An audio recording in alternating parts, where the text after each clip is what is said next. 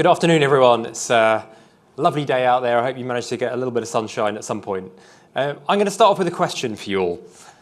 Which city in the world do you think is the biggest source market for FDI? And also, which city do you think is the biggest destination market for FDI? I guess I feel like we have an interest in this, particularly at OCO Global. We're a trade and investment consultancy, so we help locations to attract FDI, and we support them in helping their exporters access other markets. You know, when we normally talk about source markets for FDI, we think about countries. So the US is sort of a major source market, isn't it? Maybe Germany, Japan, some of these others.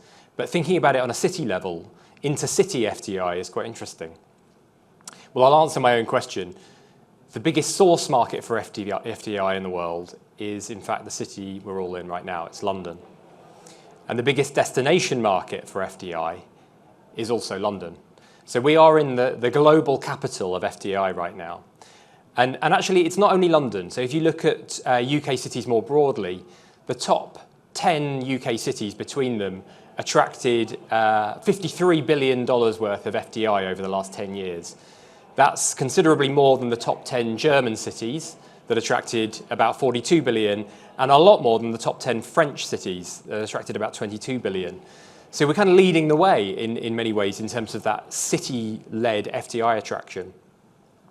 But why does this really matter? Well, when we think about the role of cities in generating prosperity and economic growth, you know, one of the things that's worth considering is why is it that we are interested in attracting FDI in the first place? Well, one stat that I like is that the average foreign-owned business in the UK is about 70% more productive than the average UK business. So much, much more productive. And if you're thinking you're wondering, well, is that because of a sort of British productivity problem? No, actually, it's not really about that. If you looked at outbound FDI from the UK, you find those British companies are also more productive than the typical companies in the countries they invest in. It's really a question of, if you, I don't know if any of you watch, Champions League football. If we asked the question, why did Liverpool struggle against PSG? It's not because PSG are a French club. It's because PSG are not an average French club. They're the best. And that's what the Champions League is about. It's the best from each country. And the same is true in FDI. You're not dealing with average companies from around the world. You're dealing with the companies who've won their local leagues, right? And they're then in a position to invest abroad. So when you bring those companies in, you get the benefits of that. And I think it's really important to focus on exactly what those benefits are. It's not really about the direct jobs that they create, as productive and well paid as they may be.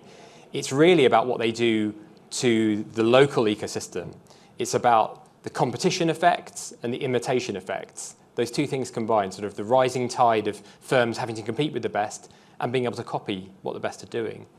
So when we think about that in terms of what does that mean for cities, I'd say like three points really to take away. One is that not all FDI is created equal.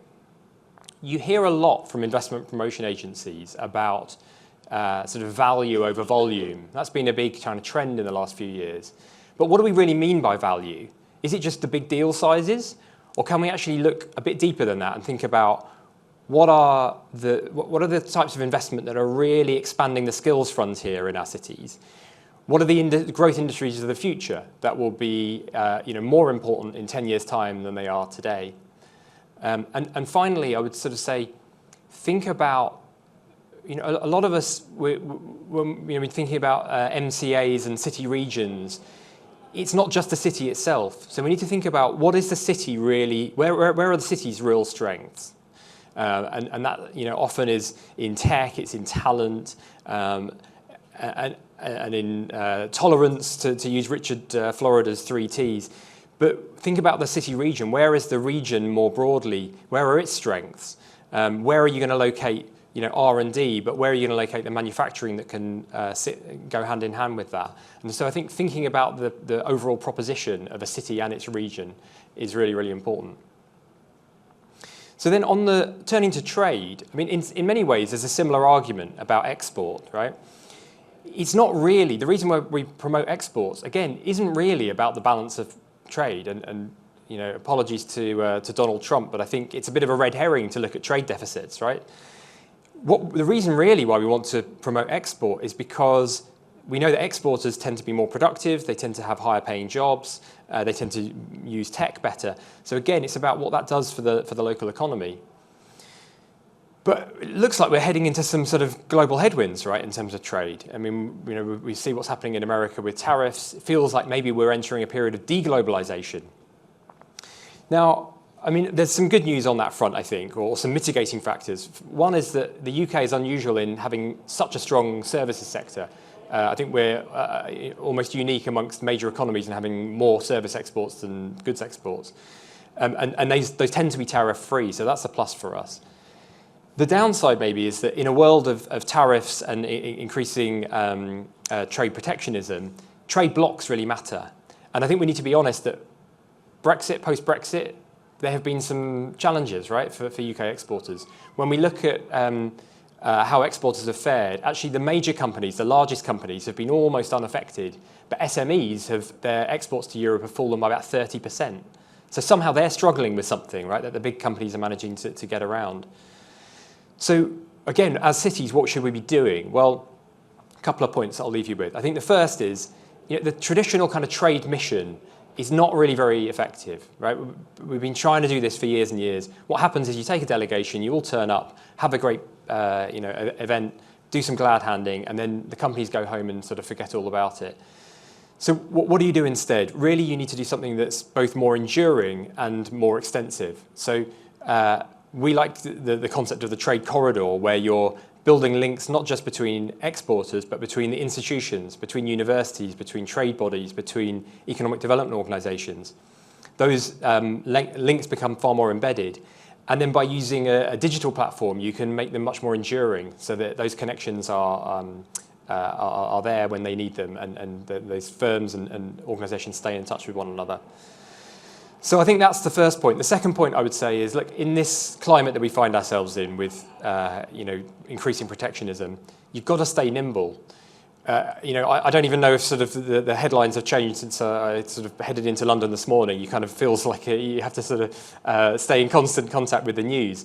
But if we end up in a situation where tariffs are applied to the UK, it may be that you need to think about, well, where do your exporters need to pivot, right? If the US is a major export market for them, where else can they pivot? And you can support them in doing that.